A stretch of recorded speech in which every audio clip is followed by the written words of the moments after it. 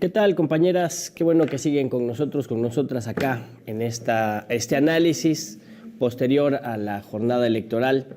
Estamos ahora en esta mesa para ir cerrando nuestra jornada. Nos acompañan compañeros que ya han estado en esta casa y que han seguido los acontecimientos con mucha puntualidad. Está con nosotros el doctor Juan Manuel Contreras Colín, también está el compañero José Coronel, Pepe Coronel, y el compañero Javier Cravioto, para compartirnos sus puntos de vista, cómo han visto esta jornada, qué balance podemos hacer, qué lecciones podemos sacar, qué es lo que podemos aprender de lo vivido este día. Empezamos de allá para acá, de la izquierda hacia la derecha, sin que eso tenga una significación política.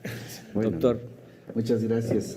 Gracias por la invitación. Nos da mucho gusto estar aquí compartiendo con ustedes este espacio de reflexión y análisis. Siempre es muy importante hacer un alto, a pesar de que el proceso es muy dinámico. Todo lo que hemos experimentado, no el día de hoy, hoy es la coronación de todo un proceso que yo, haciendo eco de muchas voces, diría es la fiesta de la democracia. El día de hoy hemos experimentado como pueblo un proceso electoral, al menos en lo que toca en términos de los efectos positivos intencionales en el sentido de la participación de la gente, es muy, muy digno de notarse, de valorarse y también de anunciarlo a costa de los también acontecimientos negativos que hemos tenido en una parte de este proceso electoral, particularmente en el norte, ¿no? Pero yo creo que es un primer momento que tenemos que valorar el tema de la fiesta de la democracia, la participación. Se va cristalizando un proceso de democracia participativa en un proceso de representación. Eso es muy valioso. Es la democracia que le hemos apostado hasta el momento en el país. Hay que ver que se ha avanzado mucho, particularmente en lo que corresponde al Estado de México, me parece muy significativo. Entonces, ese es el primer punto. El segundo que tenemos que, me parece a mí, poner sobre la mesa para discutirlo es los métodos. Creo yo que el día de hoy en el país, Morena tiene que tomar muy en serio la experiencia que ha tenido en relación a dos formas de llevar un proceso electoral, dos formas de proceder en relación a los aliados políticos que se tienen, y la forma más importante que tenemos que valorar es el procedimiento de encuentro y de contacto con la comunidad, con el pueblo, con el soberano, ¿no? Entonces creo que ese es otro puntito muy, muy importante. Y uno tercero que quiero poner sobre la mesa es el tema de la prospectiva. ¿Qué sigue? ¿Hacia dónde nos dirigimos después de este triunfo tan importantísimo que se ha ya visto?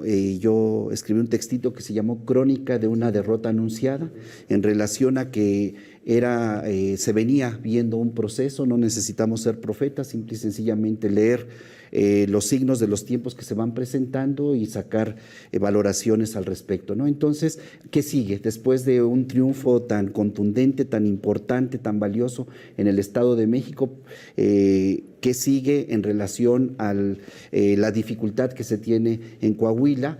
¿Qué le corresponde ahora hacer a Morena en la dirección del 2024, ¿no? Eso lo podría decir. Claro, del 2024, y uno pensaría, y después, ¿no? Las lecciones de esta jornada nos sirven para todos los procesos que enfrentemos del 24 hacia adelante, ¿no? Toda la lucha por la democratización y la liberación de nuestro país que está implicada en estos procesos. Pepe Coronel, ¿tú cómo ves? Pues en primera, que dejamos muy claro que no nos gustan los dinosaurios en la política, nos gustan en los peluches, nos gustan en las películas, pero en la política les decimos un rotundo adiós. Vemos dos casos muy que nos llevan a un análisis muy claro. En primera tenemos a Coahuila, donde las fórmulas no logran un consenso, donde no se logra una unidad, y esto nos lleva a replantear cómo estamos llevando a cabo este proceso interno. Y por otro lado vemos un Estado de México que logró tener la suficiente, yo llamaría madurez, para aceptar un resultado de una encuesta, de aceptar un proceso político, un proceso democrático, que esto llevó a una disciplina en una campaña que llevó a poder dialogar con la ciudadanía y que esto permitió que se ganara. Las encuestas de salida nos marcaban un margen arriba de los 15 puntos. Ahorita en el conteo rápido estábamos checando que son 10 puntos. Habrá que ver qué pasó ahí. También hay que reconocer que se presentaron actos de violencia. Sabemos muy bien que el PRI y la derecha en general es uno de los principales instrumentos que tiene para contener la vida democrática, la pacificación del país, y que nosotros con una bandera creo que bastante educada, bastante razonable, logramos atender estas dos contiendas. Ya en Coahuila veremos qué sigue, pero en el Estado de México creo que es un triunfo que abre las puertas para un 2024 que sea mucho más articulado, que sabemos que va a quedar de este lado de la Cuarta Transformación. Ahora hay que ver la madurez con la que asumimos ese proceso internamente para que no haya esta fracción de las opiniones. Lo dejaría por ahí. Sí, para no permitir que se aprovechen las debilidades de un proceso que es vivo, es un proceso complejo. Vamos caminando y haciendo historia, pero pues hay lecciones importantísimas que están ahí ya, están puestas. Ya hay testigos de qué pasa cuando uno hace qué cosa, ¿no? Javier Cravioto, ¿tú cómo ves? Mira, yo creo que hoy estamos viendo un modelo muy interesante del cual podemos extraer cosas en el Estado de México y cosas en Coahuila que nos pueden servir para el futuro, pero nos deben hacer reconocer en dónde estamos mal, ¿sí? Hay dos modelos distintos en el que uno salimos ganador, seguramente, todos los datos así lo dicen, y en el otro perdemos. Todos los datos así lo dicen, ¿no? Yo he estado oyendo a la gente de nuestro partido donde dice, sí, vamos a esperar hasta el final. Sí, claro que vamos a esperar hasta el final, pero así como vamos a esperar hasta el final en Coahuila, pues también tendríamos que esperar en el Estado de México, ¿no? La realidad es muy clara que en el resumen Morena sale muy fortalecido, porque aquí curiosamente no es 1-1, es decir, no se gana un gobierno estatal y se pierde un gobierno estatal. Ese es un cuento, eso no es así. Estamos hablando de se gana un estado con 18 millones de habitantes, 12 de los cuales están en el padrón electoral, y se pierde un estado de 3 millones de habitantes con 2 en el padrón electoral. Es decir, hoy es un 6-1, no es un 1-1. Con esta contundencia, Morena lleva más o menos, tendremos, en cuanto se confirmen los resultados, un 70% del país está gobernado bajo Morena. Ahora, ¿qué hicimos bien en el Estado de México y qué hicimos mal en el Estado de Coahuila? Yo creo que sí podemos hablar de dinosaurios, pero en los dos lugares, ¿no? Nos enfrentamos al dinosaurio priista del grupo Atlacomulco, de la tremenda corrupción del Estado de México, pero nos enfrentamos también al gran dinosaurio, y que nos derrotó, de los Moreira en Coahuila, ¿no? Entonces, hay que analizar con detalle qué sucedió en cada uno de los casos, cómo llegamos a esto, cómo tuvimos un candidato, cómo nos dio sus números, qué pasó en la organización al interior de la forma en que elegimos al candidato. Entonces, creo que son dos mundos, cada uno nos debe dar una lección muy interesante de lo que sucedió. Pero lo que es un hecho es que esta noche Morena arrasó en un 6-1 si hablamos de pobladores de este país. Sí, el partido que era ya la fuerza política principal consolida ese carácter, ¿no? De ser la fuerza política más importante, a pesar de que es una fuerza política joven, emergente, ¿no? Pero está en el marco de un sistema de partidos que ya es viejo, ¿no? Que no alcanzaba a cuajar como un régimen democrático. Ahí todavía hay que abrir ese espacio político, ¿no? Creo que la oposición se resiste a que haya una verdadera democracia, ¿no? La actitud del PRI en los dos lugares fue pues terrible, ¿no? Se comportaron como criminales electorales. Bien lo decía esta Alejandra del Moral, mejor conocida como Ale la Inmoral, hagan lo que saben hacer. Y lo hicieron, ¿no? Vaya que lo hicieron. Y hay 30 desaparecidos ahorita en Coahuila, que no es algo menor, es una cosa muy grave. Y hay delitos electorales que están documentados en Coahuila y en el Estado de México que son muy graves, son delitos graves ya en la nueva legalidad, son delitos graves. Y pues como que hay dos momentos de la política que nos dan valiosas lecciones. Uno es la unidad, es necesario ir juntos a la batalla electoral, ir separados es entregar el campo de batalla, ¿no? Eso está pasando en todo el mundo y se ha demostrado hoy aquí en México, pero lo otro son los procesos abajo, los procesos de articular con la comunidad, de construir comunidad. ¿Cuál es la experiencia en el Estado de México? Yo creo que esa es la clave, la esencia de la democracia es no la representación, es la participación. Ese es el nodo fundamental de la democracia. La representación es un efecto positivo intencional, en el mejor de los casos, cuando el representante realmente atiende ese encargo, ese mandato de parte del soberano, del mandante que es realmente el pueblo. Y esto es muy importante tomarlo en consideración porque lo que fue haciendo la maestra Delfina sí fue un llamado primero a la unidad. Eso es muy importante.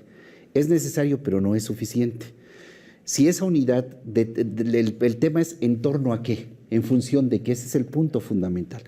Y ella tuvo, por eso yo hablaba de una cuestión de método, como también lo mencionó el profesor Cravioto. El tema fundamental es cómo fue construyendo esa unidad. Y el asunto fue muy importante irse desde abajo y desde dentro. Ella encarga un proceso de organización y participación de las comunidades por temas, por problemas en el Estado de México.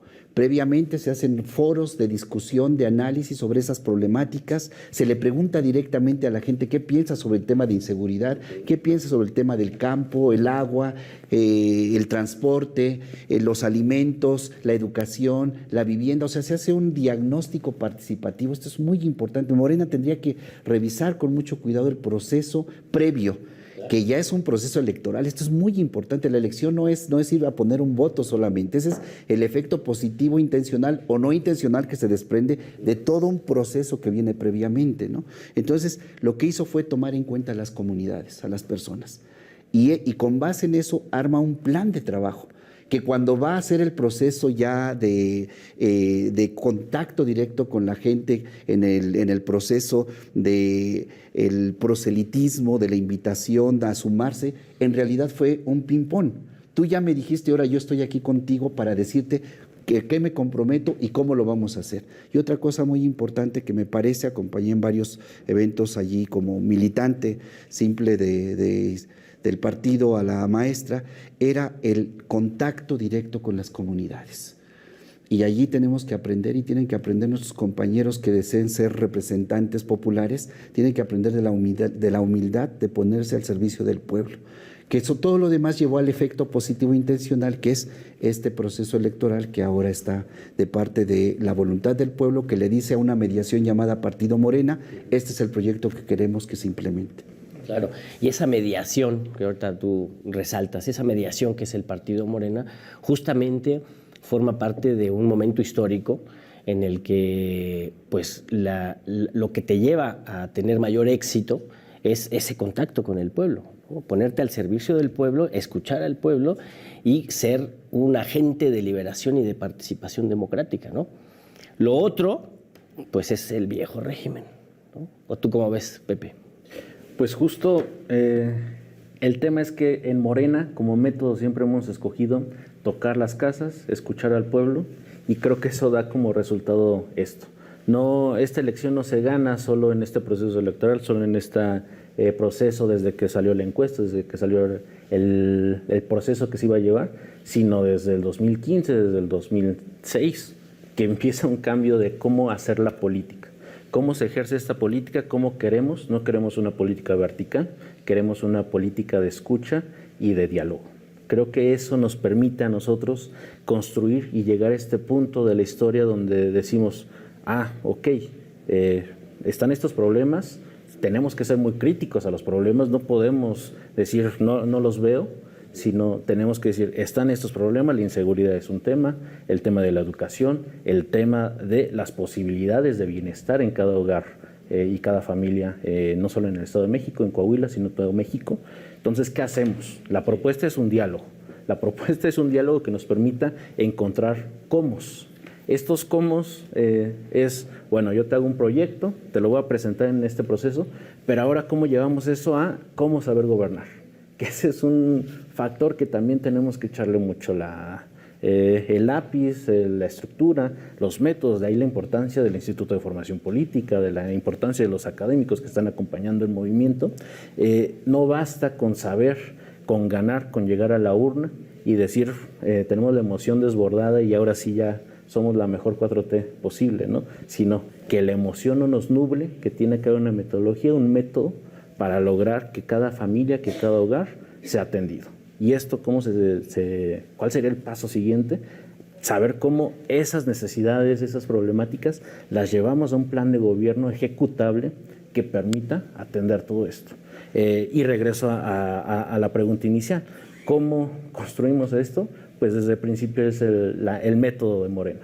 Creo que el escuchar, el dialogar, no puede perderse y tiene que seguir generándose procesos para que estas dinámicas crezcan y no se aglutinen, que es una tendencia natural de cada estructura que se vuelve más grande, a veces tiende a tener núcleos, ¿no?, de pensamiento que van tomando decisiones. Tenemos que abrir, tenemos que ver cómo las maneras de lograr que todo este ejercicio sea horizontal sin perder un proceso factible para los tiempos. Más o menos lo dejaría. Sí, Javier, ¿tú cómo ves?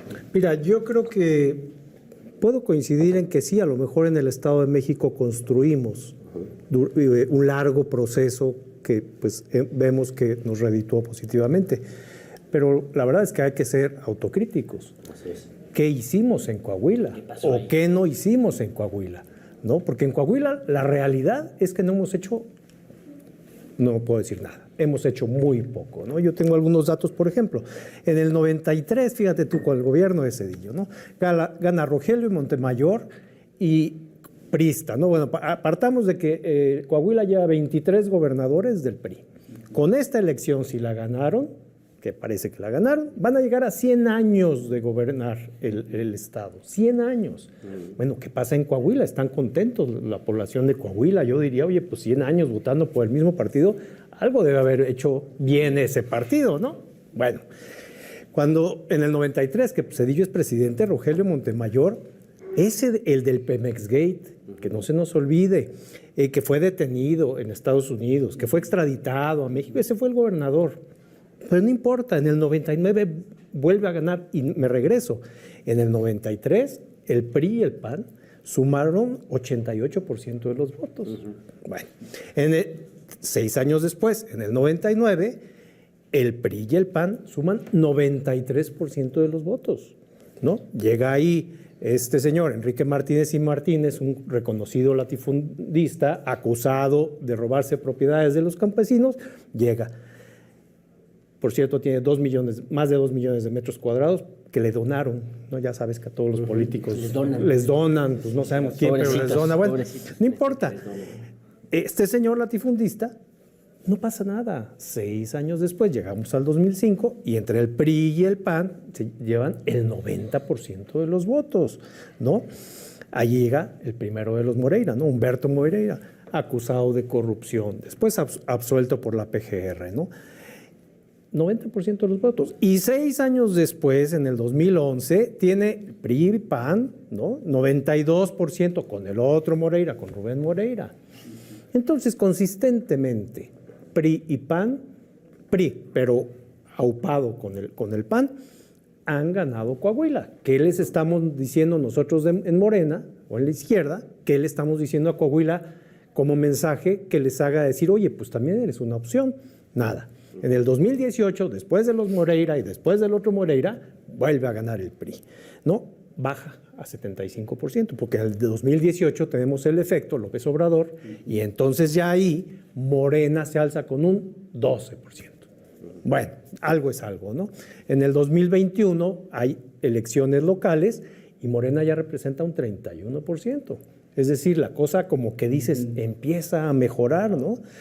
Pero todas las encuestas previas a la elección y los resultados parecen decirnos que el PRI, el PAN y ahora con su chamaco pegado del PRD, pues ganaron con más del 50, del 60%. Con eso se ganan las elecciones. Ya no es el 90 o el 93, pero siguen ganando las elecciones. Entonces, yo lo que quiero decir es que algo no estamos haciendo bien en el partido que se vea reflejado en todos los estados del país. Lo hicimos bien en el Estado de México, yo digo, ¿por qué no hicimos lo mismo en Coahuila? Pues ¿por qué no? Porque ahí las dinámicas sociales son distintas o porque Coahuila está muy acomodado a vivir en esa paz del narcotráfico, que es como están viviendo, una paz que les permite vivir con cierta tranquilidad a todo mundo, muy arropados por un catolicismo y un conservadurismo muy, muy fuerte que interviene en política. Y los coahuilenses, también hay que decirlo, pues a lo mejor están muy contentos con esa forma de vida. Ok, ¿qué les decimos nosotros en Morena? Que les pueda beneficiar. Creo que en eso hay que trabajar dentro de 6 años. Sí, bueno, es que justo ese dentro de 6 años, pues es las tareas que hay que emprender partiendo de estas lecciones, ¿no? Pero sí se necesita una voluntad política y una actitud autocrítica que nos permita relanzar al partido y entender que el partido, o no sé, salvo que ustedes me corrijan, el partido pues es esto, es una mediación, un organizador, un concientizador, una escuela de hacer política que justamente te da tiempo, estos tiempos entre procesos electorales, pues justamente es el tiempo en que el partido tiene que ponerse a trabajar en formar cuadros, en generar espacios de discusión, de debate, de incorporación de compañeras y compañeros que quieran transformar la realidad en la que viven, ¿no? Para llegando al proceso electoral tener un programa armado colectivamente, una base social participativa, candidaturas que entusiasmen al pueblo, que lo hagan identificarse con la propuesta, ¿no? Pues de aquí nos da tiempo de armarla, ¿no? Pero si no partes de esa autocrítica, pues difícilmente lo puedes resolver, ¿no? ¿O cómo ves, Manuel? Sí, yo creo que cada estado, como bien se mencionó, tiene su propia tradición política. Esto es muy importante. Ahora, son 70 y ahora ya 100 años en esta perspectiva, ¿no? O sea, pensemos lo que significa desmontar la constitución de la subjetividad política de las personas y de las comunidades. Entonces es un desafío tremendísimo. El reto que tienen el partido como una escuela de formación política, porque eso es un partido político, fundamentalmente debería de ser eso, es digamos el plano de lo deseable. Hay que revisar. Hay que revisar, sí, entendiendo que los procesos son procesos de largo aliento, son procesos de largo plazo, no son procesos de coyuntura. Hay lugares que tienen una tradición de lucha que ya viene enraizada, pero hay procesos también justo con un largo aliento de un conservadurismo que meterse en ese, despreciando el propio planteamiento, digamos, hermenéutico, desde donde interpretan el porqué del conservadurismo, no que sean conservadores, sino preguntarnos por qué, y desde ese horizonte entrarle a la discusión y hacernos cargo de esa situación, diría Ignacio Ellacuría, ¿no? Y cargar con ella son palabras que pasan por un proceso de transformación de conciencias que se ha propuesto hacer un partido político como es Morena. Y no olvidar que toda acción política es una acción pedagógica también, eso no tenemos que olvidarlo, porque si Morena reproduce esquemas que vienen, que nos han constituido y no logramos trastocarlos y modificarlos, pues de muy poco va a servir que estemos al frente de una responsabilidad de orientación de voluntades en el ejercicio de un poder público, ¿no? Más bien es justo porque entendemos el poder como servicio de amor a la comunidad, transformamos y creamos condiciones de concientización para que las propias comunidades asuman la responsabilidad que les corresponde. No solamente son trabajo de los gobiernos, no solamente es trabajo de los partidos políticos, es también trabajo y responsabilidad de ciudadanos, que quiere decir sujeto libre, autónomo, responsable. Y el partido no puede tampoco usurpar esa responsabilidad que tiene la comunidad política. No, el partido se pone al servicio de la comunidad política, pero la comunidad política también tiene que asumir la propia responsabilidad. Ahora el desafío está allí, ¿cómo le hacemos? ¿Cómo le entramos a ese proceso? Yo creo que el tema de la educación política, de la formación política crítica, no funcional, no tradicional, es lo que necesitamos desplegar hacia afuera del partido, pero también hacia dentro del partido.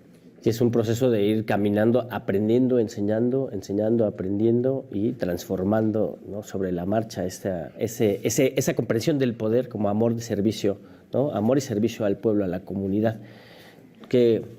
Pues que la acción del partido político no invada al ciudadano, pero que no limite también la participación del propio ciudadano. Creo que tenemos que pensar, si está esta tradición, si están estas condiciones, ¿qué estamos haciendo nosotros? Pero más allá de qué estamos haciendo, es una prueba y error. Al final de cuentas nos hemos construido así, hemos visto que funciona tocar casa por casa, pero igual y allá no, o igual no funcionan los círculos de estudio, porque es tanto el conservadurismo que los círculos de estudio no alcanzan para eso, o no existen. Entonces, porque no existen. Hay que buscar los mecanismos para hacer atractivo sin perder la esencia del propio partido y de la transformación. Al final de cuentas creo que tiene que ver con la educación, que se tiene que trabajar nacionalmente en una estructura, asegurar calidad educativa para todos, creo que se está avanzando en eso, pero también que esta educación vaya permeando, vaya el ejercicio práctico cotidiano, y que nos permita alimentar otros procesos. Pero ¿cómo incentivar la participación política? Ese creo que es un problema que no sabemos y que no hemos encontrado, porque también hay que reconocer que si bien se van generando los mecanismos, tampoco es que participen la gente tanto en procesos de diálogo mucho más consolidados. ¿Van a votar? Sí, puede haber un alto índice de votación en las elecciones, más cuando hay presidentes, más cuando hay gobernaturas, pero a veces no alcanzan esas dinámicas de participación. Hay que ver cómo no todos están en círculos de estudio, como ya lo mencionábamos, no todos están haciendo activismo digital, activismo en las calles, no todos están conscientes ni siquiera a veces de por qué sube ¿por qué baja el dólar? ¿Por qué sube el dólar? ¿Por qué sube la canasta básica? El tema de la inflación que también nos va permitiendo como... Creo que todo este tema, cuando te cuestionas la practicidad de todo lo que está rodeado a tu entorno, puede haber ya una comprensión política y un avance en que tú quieras cambiar y hacer un ejercicio, una acción sobre eso. Mientras no pase, creo que no tenemos como manera de pedirle a un ciudadano que está cómodo, que está en su status quo, que cambie y que le digamos, es que este es el mejor camino, súmate. Sí, güey, no te creo. ¿Cómo? Yo vivo así bien, yo me compro mi coca, yo me compro mis tortillas, yo me voy de fiesta una vez a la semana, vivo cómodamente, pero ¿cómo salgo de este proceso? Creo que también hay que ver cómo acercarnos a otros mecanismos, otras formas de participación, sin perder la esencia, obviamente, del movimiento, pero sí ser quizás más inteligibles para los demás. Y esto nos lleva también a otro proceso que yo creo que hay que reconocer y decir. En Coahuila también se vivió un proceso de egos políticos al interior del partido, que esto nos tiene que preocupar hacia el 24, que es una continuación de lo que pasó en el 18, de lo que ha venido pasando. Entonces, si no trabajamos esta disciplina, si no trabajamos estos egos, si no trabajamos esta formación política, esta empatía con la ciudadanía, esta empatía entre nosotros mismos, pues también poco va a servir que esté formado políticamente, poco va a servir que haya estructuras de diálogo si no tenemos consensos al interior del partido.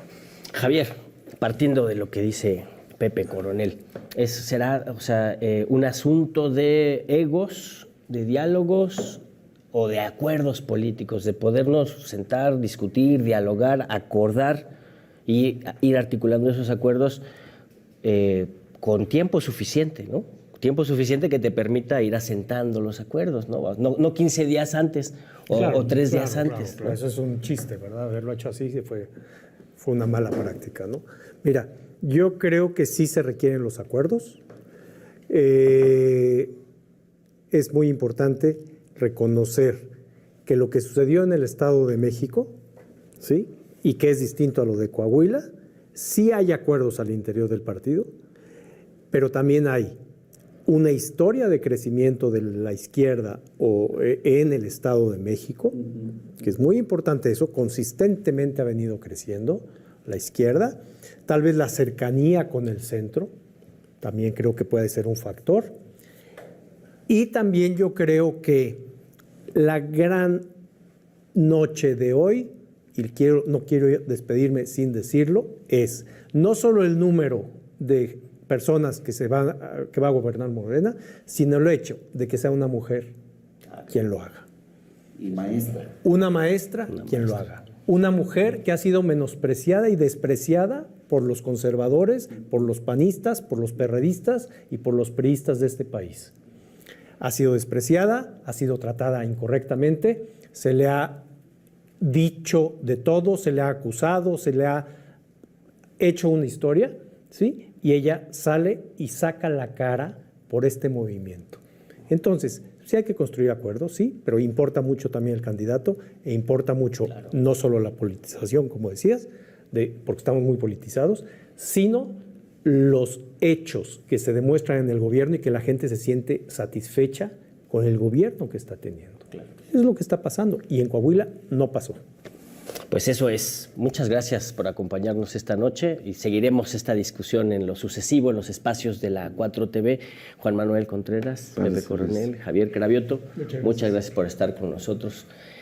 Nos han comentado que ya Alejandra del Moral ha reconocido su derrota y también el actual gobernante del Estado de México ha reconocido que la victoria es para el pueblo, la victoria es para Morena y podemos decir que el plan C ha sido echado a andar en estos momentos. Muchas gracias por acompañarnos.